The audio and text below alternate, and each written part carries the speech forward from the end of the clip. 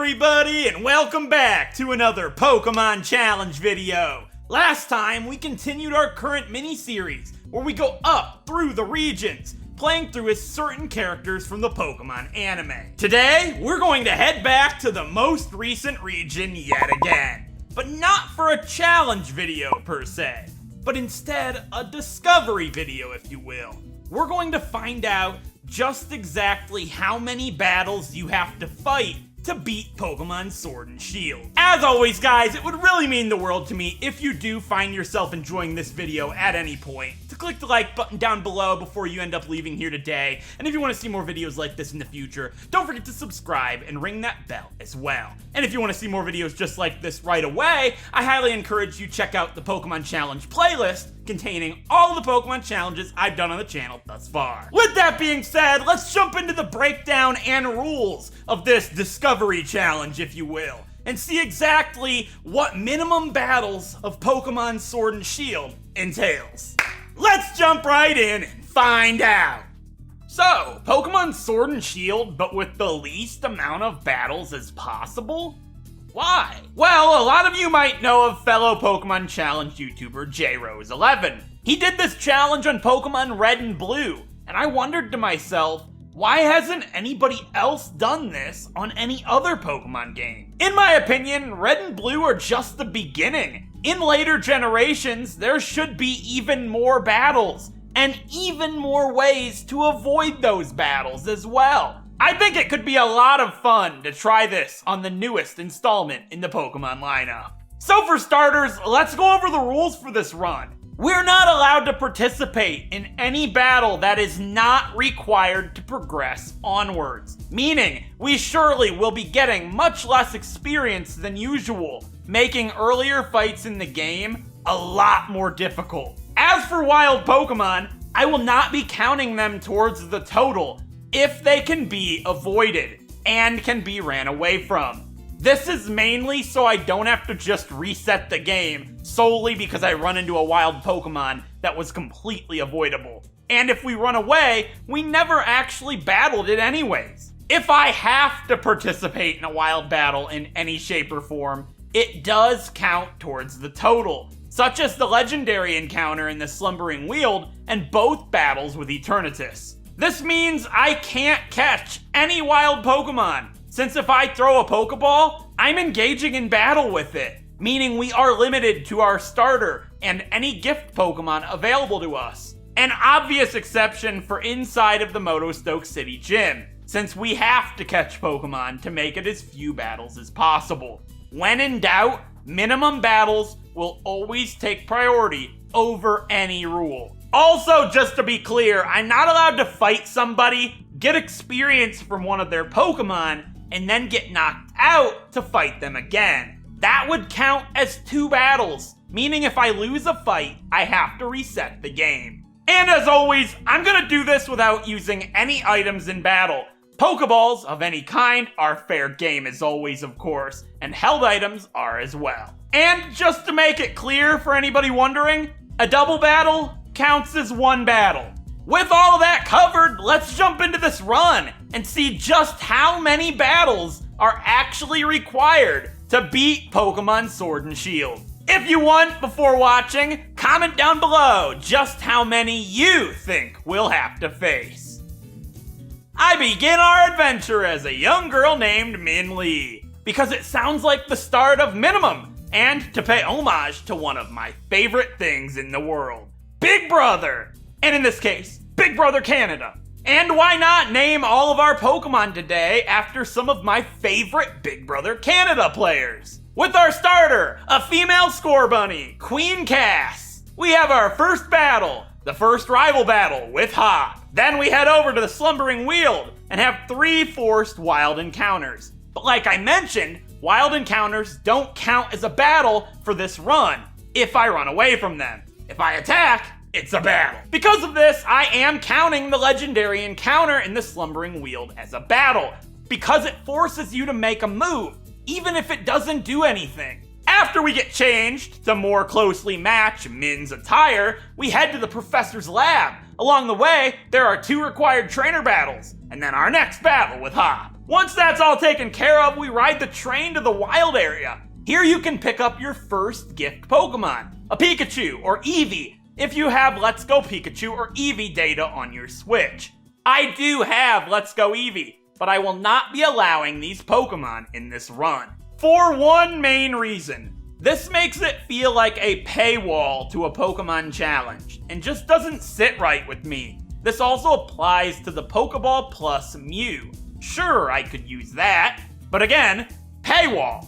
Feel free to use it if you do this as well, but I just don't think it's gonna be necessary. We make our way to Motostoke, and then have not one, not two, but 3 battles with Team Yell. Afterwards, we register for the gym challenge with the lowest number possible. And before we can leave town, we have another rival battle with Hop. This still isn't much of an issue and is getting Cass some well-needed experience. Making our way to Route 3, we have our first really awesome discovery of the run. At least for me it was. See, I've always thought this little girl with the Pancham was unavoidable. But it turns out, if you run past her as far away as possible, at the exact moment she starts to turn the other way, you can squeeze by. I know a few trainers who move like this that are avoidable, but I didn't think she was. There's a battle that a lot of people probably thought to be unavoidable already skipped. But already, I'm feeling the lack of experience. The schoolboy with the Sizzlipede and Dottler is our next battle.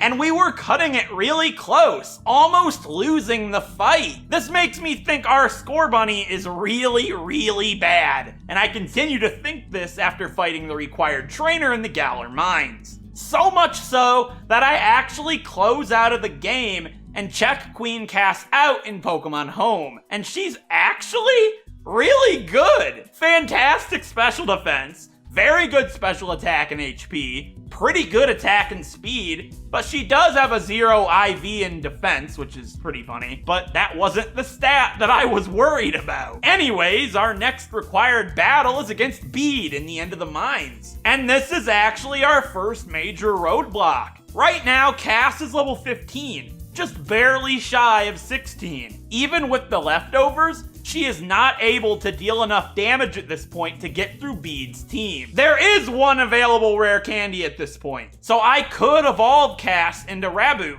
but that would make it so she doesn't get Flame Charge until level 19. That would be after Milo. She gets it at level 17 as a Scorbunny. I tried this for a while, and there is no way it is going to happen. So I went back in town to do some research and exploring. First, I get the TM for Protect. This will maximize the recovery with leftovers. Then I get the TM for Facade. I was thinking this may be our best move for right now, taking advantage of Scorbunny's attack stat. But it turns out you can trade 100 watts to a hiker in the wild area. He gave me 2 extra small experience candies. This was just enough to get Cass to level 16. And after stopping her evolution, I can use the rare candy from Wedgehurst to take her to level 17, learning Flame Charge and evolving into Raboot. Wow, what an absolute journey just to squeeze that little bit of experience into Cass. I'm already in love with this run. With her newfound power and the move Protect to work with the leftovers, she is able to Flame Charge through Bede. And the only other required trainer until Milo is one trainer in the gym, making it time for our first gym challenge versus the Grass-type gym leader, Milo. And since we have Flame Charge, Cass can use this in conjunction with Protect to stall out Eldegoss's Dynamax and beat Milo with ease. Had I not done what I did to get Flame Charge early, we would have been stuck with Ember for this. There's the Grass badge. 1 down, 7 more to go. And so far, we're at 14 battles. Heading east of Turfield, you can avoid double battles by making sure you only have 1 Pokemon on you, as always. And then, upon entering the Pokemon daycare, we get our second team member. A baby Toxel named Peter. It has the ability Rattled and a lonely nature, meaning it will be the low-key form of Toxtricity. We have 2 more battles with Team Yell, and then 1 more with Hop before reaching Hulberry. I make sure to let Peter participate in every situation possible, to get him as much experience as he can. In the Holberry Town gym, there are 3 trainers and only one of them can be avoided, making it time for the second gym challenge of our adventure versus the water-type gym leader Nessa. Cass is level 22 and Peter is level 19. We need to figure out how to defeat Nessa with these levels or get some experience without fighting anything. For starters, I make sure to get Cass the TR for Electro Ball. We're going to need that type coverage to even stand a chance. Toxel is practically useless and can only get Nuzzle until it evolves. At the end of the day, this run is about doing the least number of battles possible. I wanted to try to do it without TRs or without Dynamaxing, but if something seems to be impossible or statistically improbable without them, the minimum battles take priority. And that's what's gonna happen here. There's no way my level 22 Raboot is beating Nessa without being allowed to use TRs or being allowed to Dynamax. And even then, it's no small task.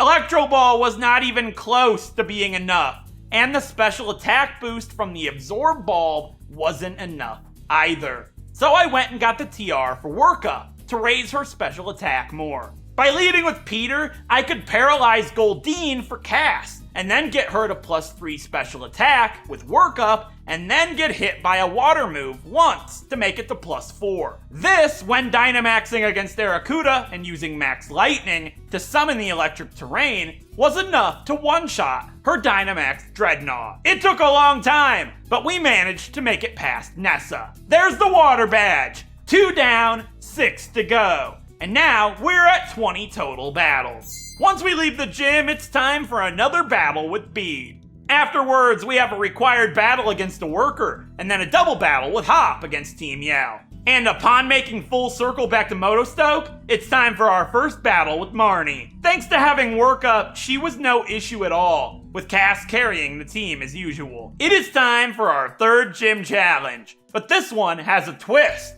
We need to get 5 points by capturing or defeating wild Pokemon. As per how I'm handling it, wild battles do count towards our total if we're required to do something with them. And in this case, we need 5 points.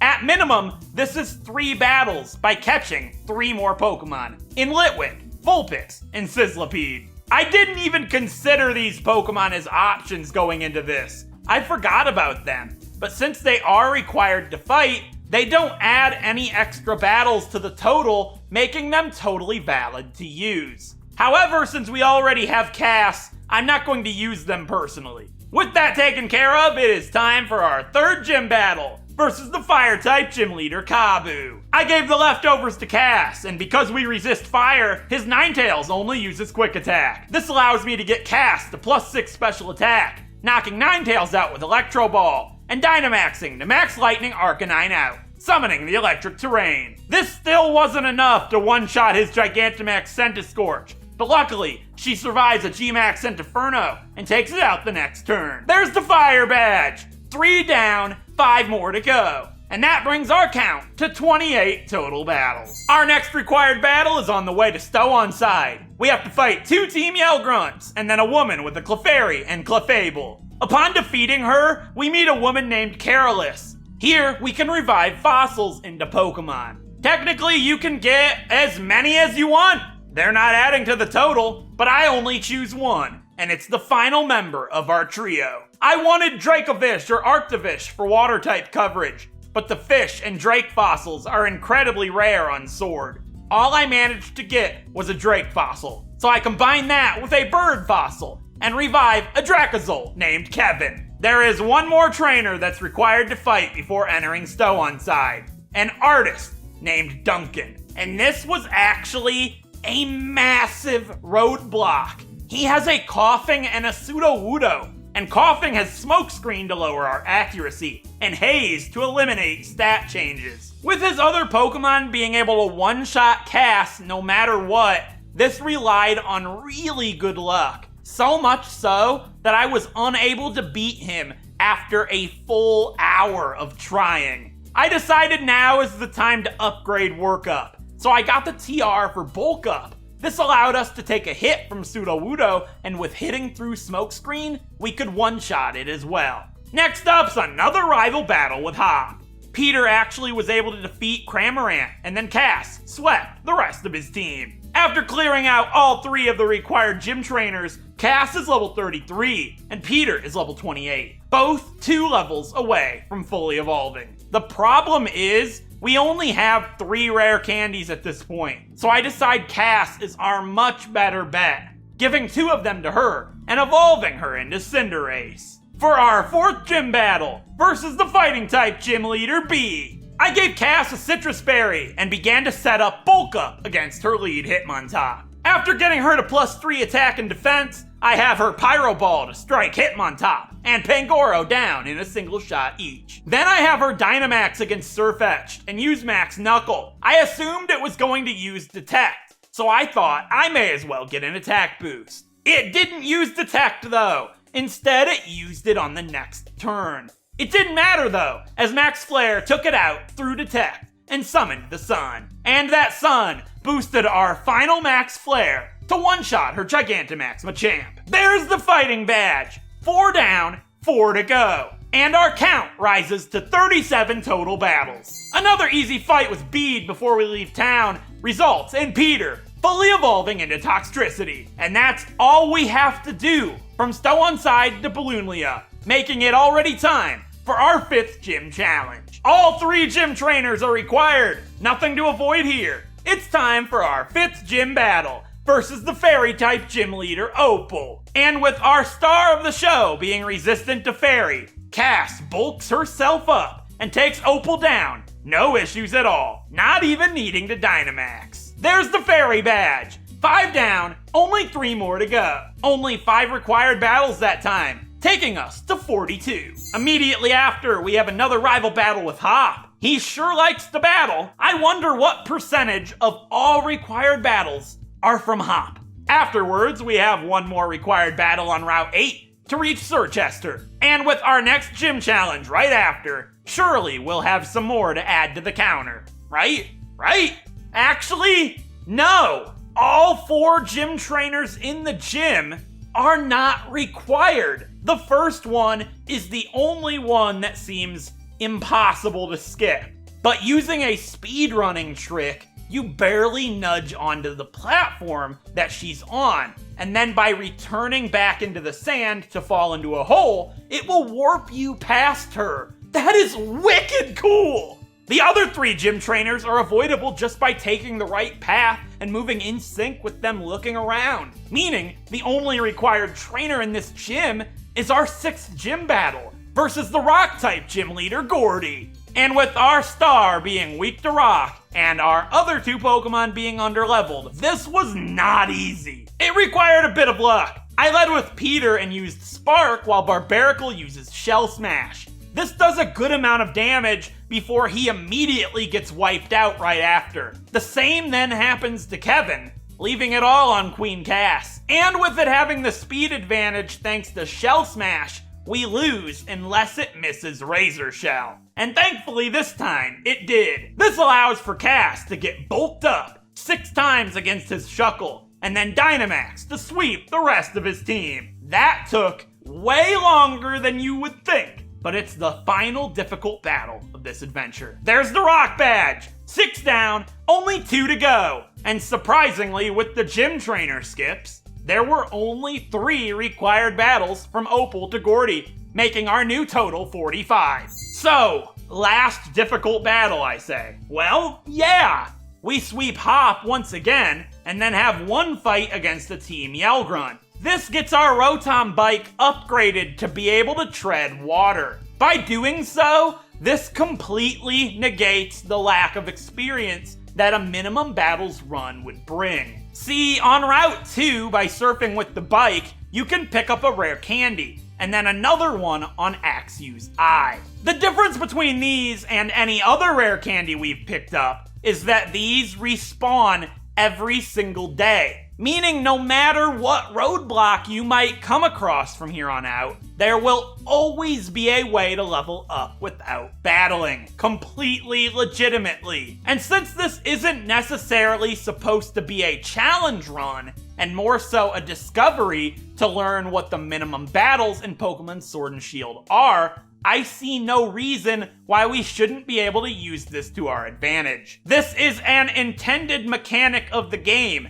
being used to our advantage in this challenge or discovery run, and is no different than resetting for a critical hit or farming for a specific TR. So let's use this and see what our minimum battle counter ends on. I had initially planned on getting all 3 of my Pokemon to level 100 because it would be funny and a good joke, but I don't think it's really worth the time investment, so instead I get Cass to level 60, and if we need more, we know where to get them. I then quickly grab the Choice Band and then head to Spikemuth. There's nothing stopping us from heading straight to Marnie, and with the Choice Band equipped, she decimates her, and then the 5 gym trainers as well. Making it time for our 7th gym battle versus the Dark-type gym leader, Piers. Cass one-shots his lead Scrafty and Malamar, and then I call her back for Peter against his ace Obstagoon. Peter uses Toxic to poison it, and protects in between turns to weaken it, taking it out with a combination of the poison and discharge. And then the Queen comes back out, kicking a flaming ball right towards Skuntank's head. There's the Dark Badge. 7 down, only 1 more to go. And with 9 battles added to the total, we're up to 54. Absolutely nothing between here and starting our next gym challenge. And all 3 gym trainers are required, making our 8th and final gym battle versus the Dragon-type gym leader Raihan the 4th. I lead with Cass and Peter, and immediately Dynamax Cass to start getting some attack boosts. Flygon goes down to 2 max Knuckles, and Peter learns the move Overdrive. He then uses Toxic on Gigalith to slowly but surely take it out, as a Max Flare finishes his Sandaconda. 1 Pyro Ball takes out Duraludon, and by then, Peter's Overdrive and Toxic was able to finish Gigalith off, right after it finished Peter off. There's the Dragon Badge! All 8 badges of the Galar region are now ours, and it only took a total of 58 battles. Let's finish this adventure out and see just how many more are required. To make our way to Winden, there are 4 required battles in our way. But once we do, it's time for the semifinals versus Marnie, and then Hop, taking our count to 64 as we begin to look for Leon. We have 1, 2, 3, 4, 5, 6, and 7 Macrocosmos employees to fight before reaching Oleana, adding another 8 to our counter for a new total of 72. And at this point in the game, there's nothing left to do except a complete boss rush. There are no more battles to be skipped, meaning upon entering the finals, we crush Bede, Nessa, Bee, and Raihan, bringing 72 to 76. But before we can have our final battle with Champion Leon, we have to defeat Chairman Rose, Eternatus, and Eternamax Eternatus, taking that total to 79, with 1 final battle left. Against number 1, the unbeatable Champion Leon. We have only participated in every battle that cannot be avoided. We have fought and defeated 79 battles, with 1 more to overcome. Let's do this! I lead with Queen Cass and use Bulk Up against Aegislash, as it uses King's Shield. I use it again as it attacks, and I use it again as it uses King's Shield again. Then I have her knock it out with a Pyro Ball. His Haxorus comes out next. I Dynamax Cass and take it out with a Max Airstream. And then I take Inteleon out with a Max Knuckle. Max Airstream one-shots Dragapult, and then a Pyro Ball to the face for Mr. Rhyme. As his ace, his Gigantamax Charizard comes out. I have Cass use Bounce, but it fails to take it out, thankfully paralyzing it in the process, allowing for Peter to come in and finish Leon off. There you have it! We just beat Pokemon Sword and Shield with the least amount of battles possible, with a grand total of 80, and we have won this game! This was a really interesting challenge, if you want to call it that, to try out. I had a ton of fun with this, and I would love to see this done in other generations of Pokemon.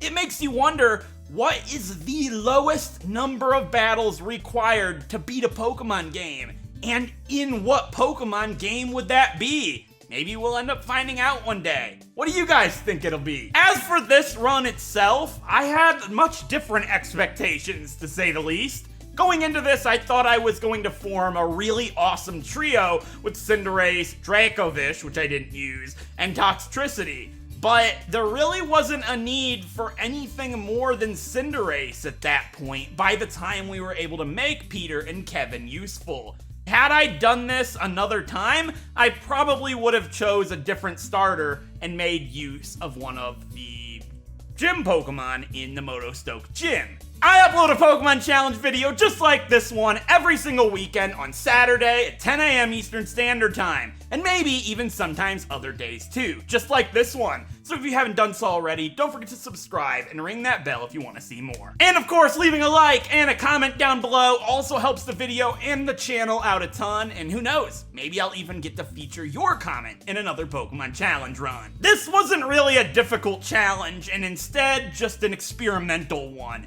If you want to see a really difficult challenge run on Pokemon Sword and Shield, perhaps the most difficult one that has been done on YouTube thus far, I did a Meltan solo run on Pokemon Sword. You can find a link to that video over here. Or if you just want to check out the Pokemon Challenge playlist that I've created containing all of them I've done so far, and we have over 20 now, you can find a link to that over here. With that being said, I really do hope you guys enjoyed this video, and hopefully I'll get to see you guys next time for another Pokemon Challenge. Until next time, hopefully I'll get to see you guys then. Thank you so much for watching!